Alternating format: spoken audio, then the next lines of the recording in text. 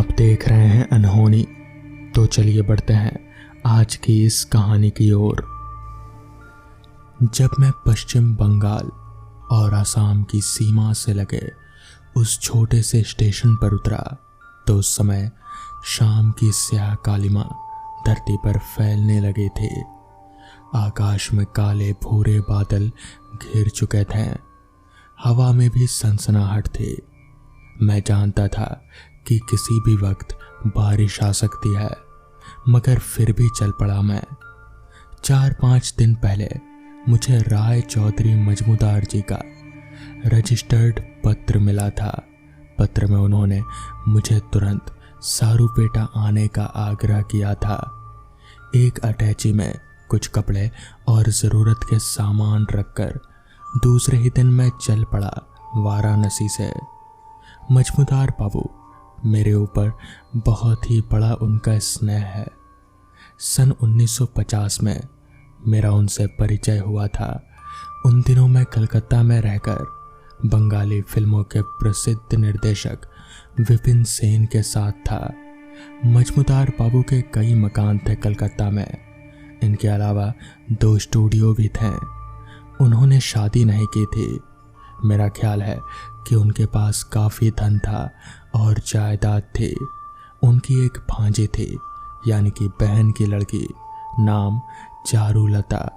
काफ़ी सुंदर और आकर्षक थी चारुलता। उम्र यही कोई 21-22 के आसपास। वैसे मैं विपिन सेन के साथ ज़रूर रहता था, सहयोगी के रूप में, लेकिन इसके अलावा बंगाल के शाक तंत्रों में संबंधित साहित्य पर व्यक्तिगत रूप से खोज और शोध कार्य भी किया करता था मैं। बांग्लादेशी शाक्त तांत्रिकों, साधकों और शुद्ध पुरुषों का अभाव नहीं था। उनकी साधना, तपस्या और चमत्कारों के रहस्य की गहराई में उतरकर उनके तथ्यों का परिचय होने की लालसा मेरी कभी कम ही नहीं हुई।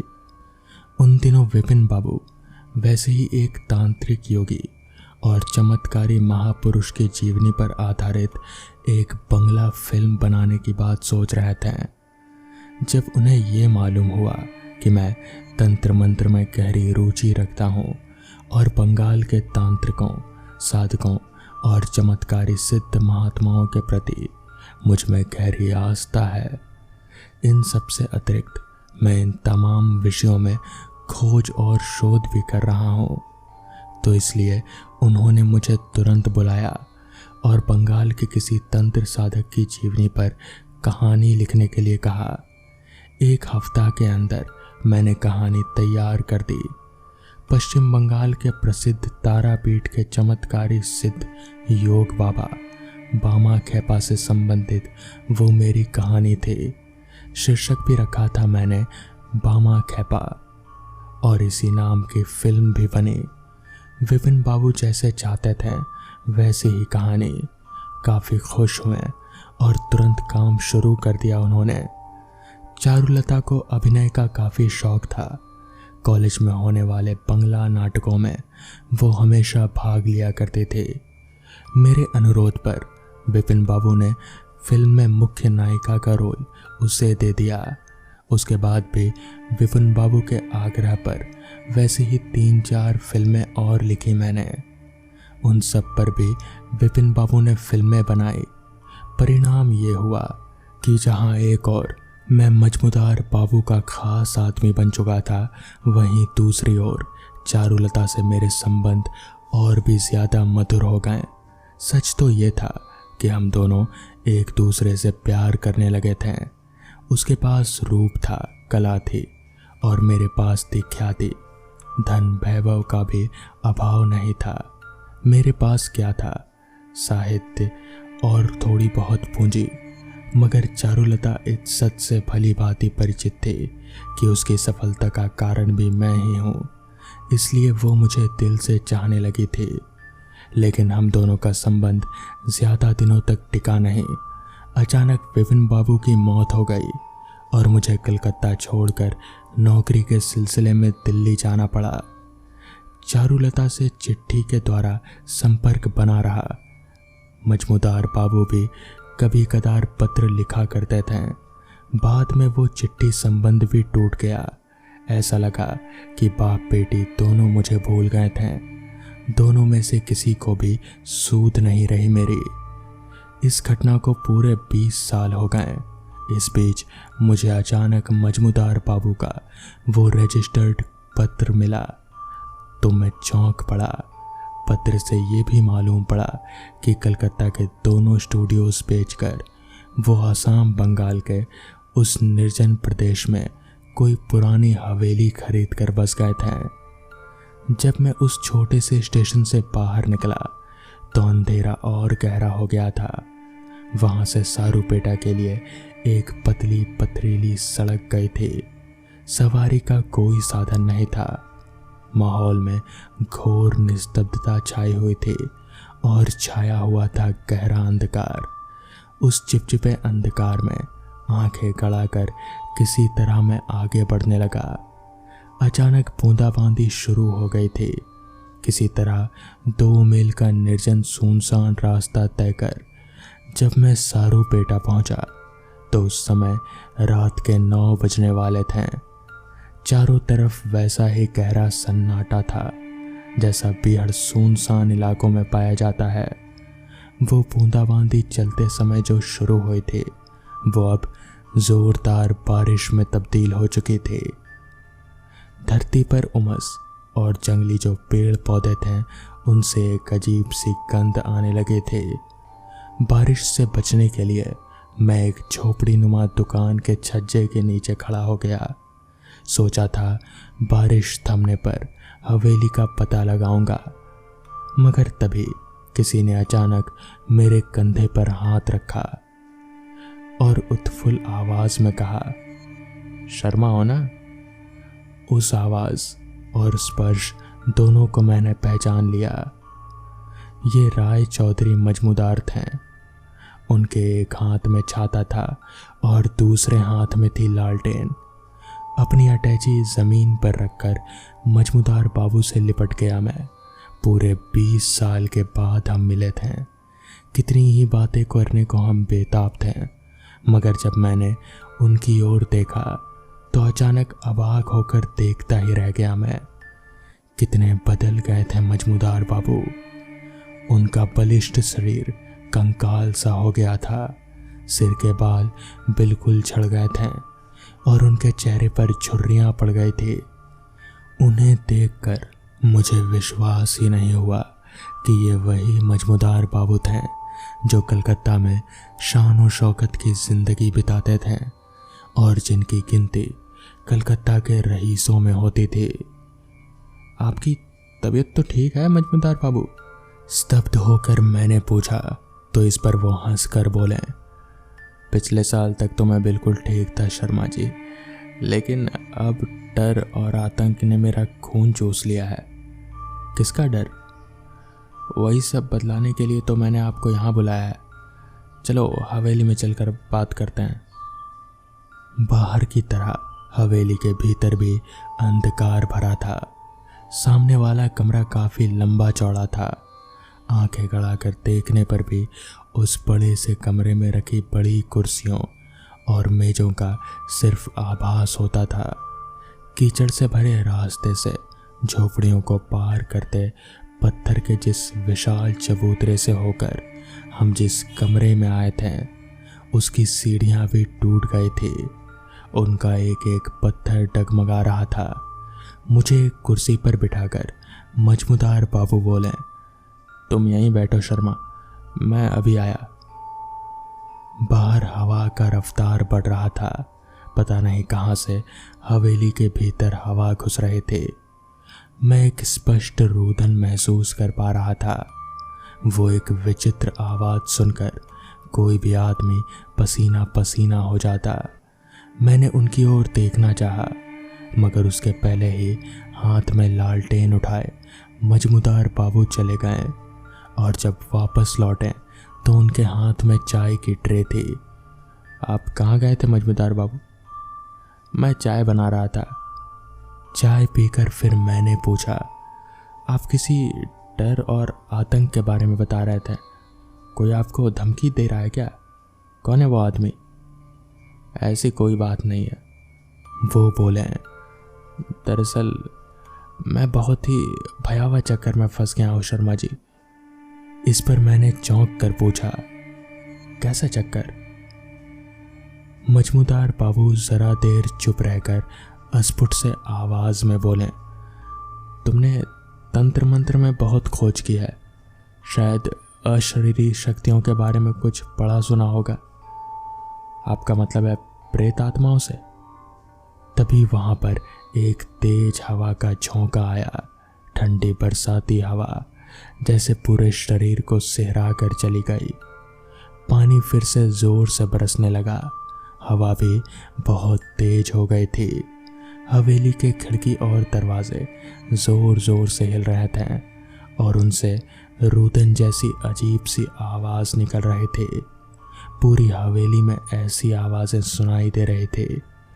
मजमूदार बाबू ने सिर हिलाकर कहा, हाँ, प्रेत आत्माएं। पर प्रेत आत्माएं कहाँ है? मजमूदार बाबू ने बतलाया कि हवेली प्रेतग्रस्त थी। कलकत्ते के शोर शराबे से दूर एकांतवास के लिए उन्होंने वो हवेली सिर्फ 20,000 रुपये देकर खरीद ली। हवेली में 40 कमरे और 16 बारांदियाँ थी। बीच में एक काफ़ी लंबा चौड़ा तहखाना था जो ना जाने कब से बंद पड़ा था। मजमूदार बाबू की सारी बातें सुन मैंने पूछा, इस हवेली का सौदा जब आप कर रहे थे तब आपने इसके मालिक से इस बारे में दरख्वास्त नहीं की? मैंने पूछा नहीं, बस यही गलती हो गई मुझसे। और फिर बोले, वास्तव में देखो शर्मा, सच बताऊंगा, मिट्टी के दाम पर मिल रही थी इतनी बड़ी हवेली, इसलिए लालच में आ गया था मैं और मैंने खरीद लिया। अच्छा, कौन था इस हवेली का मालिक? पता नहीं, चूड़ामणि सान्याल बोलकर कोई आदमी था। अब वो यहाँ है ही नहीं, पता नहीं अपने पूरे परिवार को लेकर कहीं चला गया। अभी हम लोग वहाँ पर बैठे बातें कर ही रहे थे कि तभी उस हवेली की सारी चीज़ें अपने आप ही हिलने लगी। पास ही में पड़ा टी टेबल अपने आप ही उठकर दूसरी जगह पर जाने लगा। तभी मजमूदार बाबू ने मेरी तरफ इशारा किया। मैं समझ गया कि मजमूदार बाबू किस बारे में बात कर रहे थे। कहीं ना कहीं मैं थोड़ा घबराने लगा था। मुझे समझ नहीं आ रहा था कि अब क्या करूं। पर तभी मजमूदार बाबू ने मेरे हाथ पर हाथ रखकर कहा, घबराओ मत, ये तुम्हें कोई नुकसान नहीं पहुंचाएगी और ना ही मुझे। बस ये हमारे साथ इस हवेली में रहती है। ये सुनकर तो मेरे होश ही उड़ गए। हमारे साथ अब प्रेत आत्माएं भी इस हवेली में रहेगी, ये सुनकर तो मेरे पैरों तले ज़मीन ही खिसक गई। जिसके बाद मैं वहाँ बस उसी रात रुका। उसके बाद मैं अगली सुबह वापस दिल्ली आ गया। तो दोस्तों, ये थी आज की पहली कहानी। आज से तकरीबन 28 साल पहले मैं एक बार अपने गांव गया था। दरअसल उन दिनों मैं शहर में अपने परिवार के साथ रहा करता था और काम से छुट्टी मिलने पर ही कभी कदार अपने गांव घूमने आ जाया करता था। मेरा गांव वाला घर काफी छोटा था, इसलिए मैं जब भी गांव आता था अकेले ही आता था और 2-4 दिन रहकर शहर लौट जाया करता था। उस रोज मैं काफी लंबे वक्त के बाद गांव आया था। गांव की हरियाली और शांति का मैं खूब आनंद ले रहा था। ऊपर से बरसात का मौसम, लगातार बारिश होए जा रही थी। घर पर बैठे बैठे मेरे जहन में एक ख्याल आया, क्यों ना गांव के दोस्तों से मिला जाए और थोड़ा वक्त उनके साथ भी बिताया जाए। वैसे भी दोस्तों से मिले काफी वक्त हो गया है, जिस वजह से मैंने तय किया बारिश बंद होते ही दोस्तों से मिलने निकलूंगा। कुछ घंटों बाद जब बारिश बंद हुई तब तक शाम हो चुकी थी, लिहाजा मैं घर से बाहर निकला और अपने दोस्तों को ढूंढने लगा। बहुत ढूंढने के बाद मुझे मेरा एक दोस्त नीलेश मिला। नीलेश मुझे देखकर काफी खुश हुआ और बोला, क्या भाई, शहर जाकर हमें तो भूल ही गया तू ना। इस पर मैंने बोला, नहीं नहीं, ऐसी कोई बात नहीं है। अच्छा, बाकी के लोग कहाँ मिलेंगे? इस पर नीलेश बोला, सब अपने अपने घर में होंगे। फिर हम दोनों के बीच थोड़ी बहुत सामान्य बातें हुई, जिसके बाद नीलेश अपने रास्ते और मैं अपने रास्ते। नीलेश से मिलकर मैं जब घर वापस लौटा तभी मुझे याद आया कि मेरे सारे दोस्त रात को गांव की नदी के पीछे जो नीम का बड़ा सा पेड़ है वहीं पर इकट्ठा होते हैं। ये बात मैं इसलिए जानता था क्योंकि पिछली बार मैं जब यहाँ आया था तब नीलेश ने ही मुझे बताया था। एक साथ सभी दोस्तों से मिलने का यही अच्छा मौका है। ये सोचकर मैंने आज रात ही उस नीम के पेड़ के पास जाने का फैसला किया। आसमान अब धीरे धीरे साफ हो रहा था। कुछ ही घंटों में रात हो गई। रात का खाना पीना हो जाने के बाद एक छाता और एक टॉर्च लेकर मैं नदी की ओर निकल पड़ा। थोड़ी देर पहले तक गांव के जिस रास्ते पर चहलकदमी थी वो अब पूरी तरह से खामोशी में तब्दील हो चुका था। रास्ते पर मेरे अलावा दूर दूर तक कोई नहीं था। टॉर्च की रोशनी के सहारे मैं आगे बढ़े जा रहा था, मगर एक बात मुझे बड़ी अजीब लग रही थी। पिछली बार मैं जब गांव आया था तब इतनी रात को भी रास्ते पर एक दो लोग दिखते थे, तो फिर आज क्यों नहीं दिख रहे? रास्ता इतना खाली क्यों है? इन्हीं सारे सवालों को जहन में लेकर चलते चलते मैं गांव की नदी पर बने पुल पर पहुंचा। पुल पर रुककर मैंने टॉर्च की लाइट को एक दफा नीचे पानी की ओर घुमाया तो नदी पानी से लपालप भरी हुई थी। खैर, मैं आगे बढ़ने लगा। उस पुल को पार करते ही मुझे वो नीम का पेड़ हल्का हल्का दिखने लगा, लिहाजा मैं टॉर्च को आगे रखकर उस नीम के पेड़ की ओर जाने लगा। चलकर मैं जब उस पेड़ के पास पहुंचा तो मैं दंग रह गया, क्योंकि उस पेड़ के पास कोई नहीं था। मैंने टॉर्च की लाइट को घड़ी पर डाला तो रात के 9:30 बज रहे थे। अमूमन अब तक तो सभी लोग आ जाते हैं, तो फिर आज क्या हो गया है?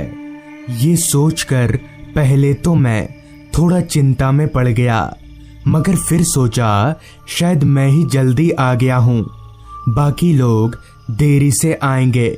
लिहाजा मैं बाकियों का इंतजार करते हुए वहीं पर टहलने लगा। टहलते टहलते 15 से 20 मिनट बीत गए, मगर कोई नहीं आया। मैंने सोचा 5 मिनट और इंतजार करता हूँ, अगर कोई आया तो ठीक, वरना घर चला जाऊंगा। जिसके बाद मैं उसी नीम के पेड़ पर बने चबूतरे पर बैठ गया। उस वक्त मेरे कानों में नदी में पानी बहने की आवाज के अलावा और कोई आवाज नहीं आ रही थी। चारों तरफ गहरी खामोशी और सन्नाटा पसरा हुआ था, मगर तभी सन्नाटे को चीरती एक आवाज ने मेरे कान में दस्तक दिया। अजय, आ गया तू? आवाज सुनकर मैं पीछे मुड़ा तो पाया कि पेड़ के पीछे यानी चबूतरे के दूसरी ओर कोई बैठा हुआ है। उसका चेहरा दूसरी तरफ था। मैं उठकर उस आदमी के सामने गया तो पाया कि वो मेरे बचपन का दोस्त शिवम है। शिवम को देखकर मुझे बड़ी खुशी हुई और मैंने उससे बोला, अरे भाई, तू कब आया? इस पर शिवम बोला, मैं तो यहीं पर था, पर तू यहाँ क्यों आया? इस पर मैं बोला, क्यों आया मतलब? सब लोग हर रात यहीं पर जमा होते हैं ना? इस पर शिवम बोला, होते हैं नहीं, होते थे। तू जानता नहीं, रात में आना मना है। यहाँ पर एक आत्मा का आतंक है। तू घर चला जा, वरना वो आत्मा तुझे भी नहीं छोड़ेगी। इस पर मैं बोला, क्या बोल रहा है तू? अच्छा, अगर आत्मा का आतंक है तो फिर तू यहाँ पर क्या कर रहा है? इस पर शिवम बोला, मुझे कुछ नहीं होगा, पर तू घर चला जा, तेरा यहाँ रुकना ठीक नहीं होगा। अभी हम दोनों ये सब बात कर ही रहे थे कि तभी वो नीम का पेड़ जोर जोर से हिलने लगा। उस नीम के पेड़ को ऐसे हिलता देख शिवम मुझसे बोला, भाई भाई तू चला जा, यहाँ से वो आ रही है, तुझे भी मार देगी। लेकिन शिवम की बात सुनकर मैं अपनी जगह से टस से मस नहीं हुआ, मगर उसके बाद का नज़ारा देखकर मेरा रोम रोम कांप गया। मैंने देखा उस नीम के पेड़ से कोई औरत उतर रही है। वो औरत पेड़ पर ऐसे चल रही थी जैसे वो जमीन पर चल रही हो। उसका चेहरा बहुत ज्यादा डरावना था। तभी शिवम बोला, भाई भाई भाग जा यहाँ से, जा। शिवम की बात सुनकर मैंने बिना कुछ सोचे समझे दौड़ लगा दी और भागकर सीधे अपने घर आ गया। उस पूरी रात मैं सो नहीं पाया। अगली सुबह जब मैंने इस बात का जिक्र नीलेश से किया तो सारी बात सुनकर उसने जो कहा वो मेरे होश उड़ा गया। क्या बोल रहा है तू? हाँ, वो नीम का पेड़ भूतिया तो है, क्योंकि उस पर एक औरत ने फांसी लगाकर आत्महत्या कर ली थी और उसी औरत की आत्मा ने शिवम को उसी पेड़ के पास मार डाला था। तो फिर शिवम कैसे हो सकता है? ये सुनकर मैं बहुत डर गया। मगर क्या सच में उस रात मेरे बचपन के दोस्त शिवम की आत्मा ने मेरी मदद की थी या कुछ और? तो दोस्तों, ये थी आज की कहानी। अगर आपको ये कहानी अच्छी लगी हो तो चैनल को जरूर सब्सक्राइब कर लें। तो मैं आपका दोस्त आर्यन जल्द ही मिलूंगा आपसे ऐसी ही एक कहानी के साथ।